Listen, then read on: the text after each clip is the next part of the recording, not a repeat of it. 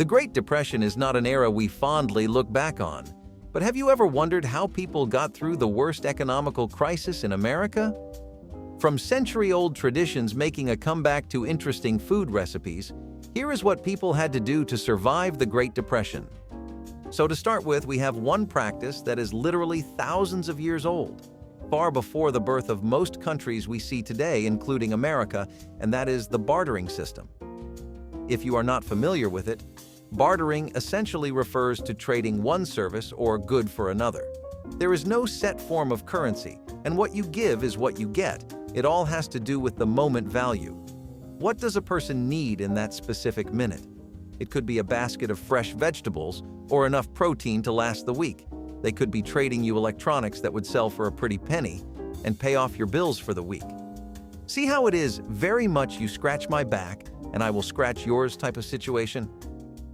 This actually got so common in the Great Depression, as dollars were in an all-time shortage and people had to get what they needed somehow.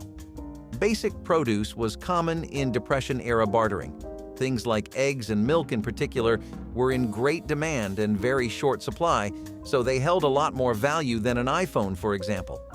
If it could put food on the table and keep the lights going another day, then it was worth $1 million in communities that had switched to bartering. Speaking of supply being short, how do you think people started to deal with that problem? Looting and rioting at factories was not an option, and even if it was, it definitely was not a sustainable one. So people decided out with the Trader Joe's and the farmers' markets and with victory gardening in their own backyards. People started growing basic vegetables to supplement their diets and make simple food like soups and broths, which had made a comeback in the recession. They would grow basic vegetables and whatever the soil would allow, which first enabled them to eat, and second, helped them barter. If you did have a victory garden set up in your backyard, then you could effectively continue to barter with people, so it was a mutually beneficial setup. A lot of people became very secretive about the practice, though, as they did not want everyone flocking to them for help when they could barely sustain their own household. Survival instincts bring that side out of anyone, right? One thing that was commonplace in stores, homes, and just about any place with sentient life in it were canned items and products that were high in preservatives. This is because there was an extreme focus on making food last as long as humanly possible, to the point that when people would run out of flour, they would use things like sawdust to bake their bread. So imagine how far canning as a concept went in those times. Everything that came in a can would soon be purchased faster than trucks could come to deliver the next batch. Remember how the PlayStation 5 released and everyone bought so many consoles that stores started having issues of people selling PlayStation 5s for higher than the retail price? Canned products were basically in that same spot in the Great Depression, because if you could trade somebody for a can of beef jerky, ham, corn, or peas, then you were essentially giving them the modern grocery equivalent of a medieval feast fit for royalty.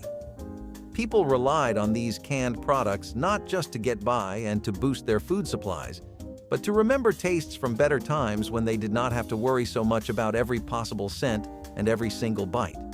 Another way to cut down costs and help keep yourself warm in the harsh winters was to pick up skills like sewing or crocheting and make your own clothes. Plenty of people even took to repairing their wardrobe, fixing out any patches and making sure they look presentable, and more than that they feel comfortable and wearable. You have to think in their shoes for a second.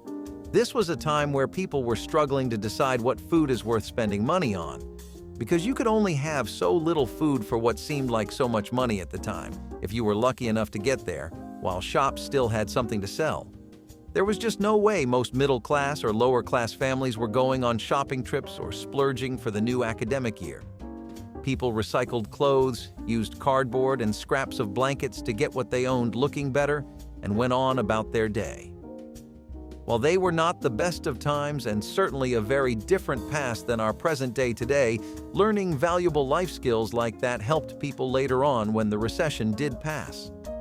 If there was any silver lining to being in a situation like that, this was probably it. We have talked a lot about ways of saving income and exchanging items to not have to spend what you have, but what about ways of adding on to your finances? Families with apartments or houses that had extra living space would often take on boarders, renting them rooms for the night to earn some quick and easy money. Think Think of it as the prequel to Airbnbs. This actually worked a lot more often than it did not, as a lot of people found themselves out of a living situation with the Great Depression. We were not kidding when we mentioned that people risked homelessness pretty frequently, and not everyone managed to be safe from it.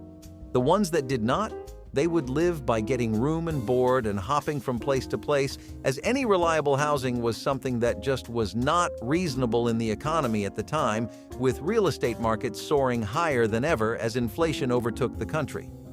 The people that were lucky enough to have had stable property before the Depression hit took full advantage of it, and we gotta say, it is a pretty clever idea. Over the course of this list, you will see a lot of communal camaraderie, even if it comes with a price. So maybe the ultimate lesson here is people only have each other when the going gets rough. Just as the standards for food became more broad and clothes became recycled, any unused scraps would not stay that way for long. People exhausted every single resource available to live in a very particular way, one that let them live with the least amount of worries. So old containers would get used since buying new ones was an unnecessary expense. Any leftovers, even days old, would be used to make sure food lasted as long as it could, and not even a bit of fabric would be left to sit on shelves and tabletops. Everything available in a home would be gathered, and families would brainstorm how to find some use for these items. You would be surprised at what people managed to come up with. You see, they did not have the budget or situational accessibility to be buying new clothes, so coming up with new shirt ideas or creating a cute skirt using leftover or old clothes was a good way to get by for people. One of the other ways people would use scraps, for example, is to make things at home that they otherwise would need to buy, such as homemade cleaning products. Instead of a proper dishwasher and soap, you would have vinegar or lemon juice or leftover baking soda mixed in water to do the trick. In fact, despite what you may think, people found that their dishes and surroundings were slightly cleaner than before they started using do-it-yourself methods like that. This practice became a habit that stuck around even after the Depression was over. It makes sense since the economy sure did not get better overnight, but when the fire was at its hottest, innovative solutions, like homemade products made for more than a few dollars saved. During the Great Depression, people realized pretty early on that saving money and cost-cutting on all types of grocery would be the most beneficial step to take. Creating homemade cleaning products made cost-cutting a little easier for people since buying dishwash or scrubbing materials was no longer a necessity now. People in this era truly had survival skills that need to be commended. This is not the only homemade solution on this list.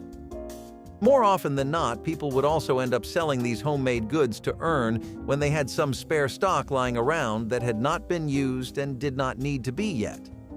Does that mean that there are no other things that could use a bit more money than you have right now? Of course not, and so selling any goods you baked or knit or any cleaning products you made would be sold to people who needed them. It was actually a pretty effective system and one of the ways that communities cared for and looked out for each other amidst all of the chaos in the early 20th century. Though the prices were modest and the quality often humble, it helped to have people you knew supplying what you needed. Think of it as the small businesses we have today that operate online, but back in the day, people would just sit at home and sell what they created. It was a pretty feasible business model in times of crisis, and many people benefited from buying cheaper homemade goods. Of course, industrial and chemical production done in the comfort of your living room does not come for free, but it is not exactly a startup with a hefty investment. So how did people bring in the supplies? They did not. They recycled and reused materials as often as they could. Vinegar would be extracted and kept away. Oil would be reused several times a day. Candle wax would be gathered, melted, and reshaped. People got pretty creative once they realized how much they could truly get out of what they were buying and preserving if they just used it a bit more smartly, and the situation at the time definitely called for smarts. Tins and containers obviously got a lot more use. Even bones of any fresh food or meat would be used for broths. In this way, people managed to continue on getting by week to week. Since we are talking about what people started cooking up in their homes, one of the most popular items that actually got used by the general public overall was tallow soap, otherwise known as soap made from animal fat, which people used lye solutions for. They would melt the animal fat and make it into tallow, which they then used for soap, and it was a great way of getting the most out of your protein in more ways than just building muscle. It also sold for a more than reasonable price considering that it was something that was easy to make and really good for you, so people took to it pretty well. Such homemade or easy-to-make soaps were a godsend during the Great Depression because General Soap was considered a local commodity in grocery stores. This meant that alongside food and clothing items, the prices of soap also skyrocketed, making it inaccessible for the public. Luckily, soaps like tallow soap and homemade soap recipes were introduced. Tallow soap products are still used even today, so if you are a user, then maybe now you have some idea of where the idea was derived from. One of the most familiar costs of life is the one of maintaining your family and supporting them. But in the 20th century, ideas like that just were not realistic enough to apply in life regularly anymore. Do not get us wrong. People sent what they could, but what they had was getting a lot lower by the week. Savings and investments were tanking for almost everybody, so people would keep their extended family with them all living under one roof. While that did mean that there were more mouths to feed, it also meant there were more people who could work and help around the house with things, so it was a balanced deal in retrospect for a lot of people. It saved a lot on costs as the biggest benefit was that you had your extended family's income coming along with them too, which helped keep one household overall more stable than two separate ones. It also meant that people individually were spending less on bills, since one light or one sink could work for multiple generations of a family. It did take a big toll on food supplies, though, and not all of it was such a smart idea if you talk about pure pros and cons. But in an America where you did not know what tomorrow would bring or when a medical emergency might mean sudden hospital bills, it helped to keep family close. The term officially used is homeless camps, but people would refer to these as shantytowns, which was unnecessary if you asked us.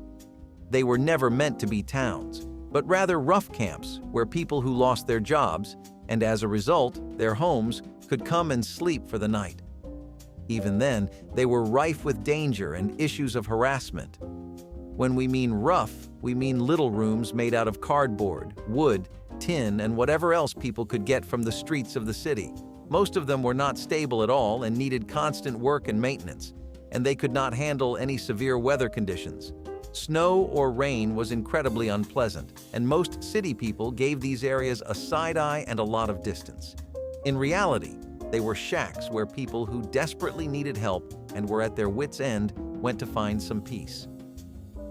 While people did what they could to make income sitting at home using the things that were in front of them, and they really worked their imaginations, the need for a stable job never went away. The kind of jobs public health programs were providing at the time, like Roosevelt's work relief efforts, led to the employment of a grand total of 8.5 million people when the economy was perhaps in the deepest, darkest hole ever recorded. The Works Progress Administration, as it was known, helped employ people in construction, security, the service sector, public relief, aviation, and many more fields. People built airports, hospitals, roads, and public parks, and then went to work in them too. A lot of people were sitting with their degrees in hand full of skill, but not knowing where to go because nobody could afford to hire. Everyday jobs were tanking after all. President Roosevelt's public health welfare programs were a shoulder that Americans could lean on, even if they had to work for them too. By now, you must have understood well that the mindset people were in was to make do with whatever they had, no matter how it felt. You no longer had groceries, products, and snacks. Instead, you had resources, and each one had to count. The idea was to make the best of whatever you could scrounge up in the day to help make sure tomorrow does not end up worse. People would not let anything go to waste, and kids were regularly made to eat, use, and prolong whatever they had. Whatever was available, nobody could complain, because at least something was available. People did not just stop at using what was there at the time as they found it. They would store it up, mix it with other things, and get the most use possible out of it. An average household could be compared to a machine constantly optimizing its efficiency, and while that kind of living might seem practical, it was exhausting for a lot of people. One way that people kept bills overall in control was by making every unit of electricity count and reducing usage wherever they could. It turns out there are a dozen other things that can make all the light you need, more or less, and have a fraction of the cost of a light bulb. Now, that sounds like common sense when you just hear it out loud, but think about it today too. Do you go out of your way to use oil lamps and candles instead of whatever lighting system you have today? No, because not only is electricity-fueled luminosity so convenient, it is also incredibly familiar. People back then were just like that, and for them it took a while to get into the habit of lighting up your home in other ways, so they did not have a list of ideas in their head just ready to assault the nearest grocery mart with. Once people did figure out what worked for them, though, they stocked up on flashlights and cheaper bulbs, candles, firewood, and whatever else that made enough sparks to brighten up the dark. Plus, it would help if they were more natural resources like wood, since they could also barter those and help out with some money. That's it for today. If you liked the video, give us a thumbs up, subscribe, and let's keep those memories alive.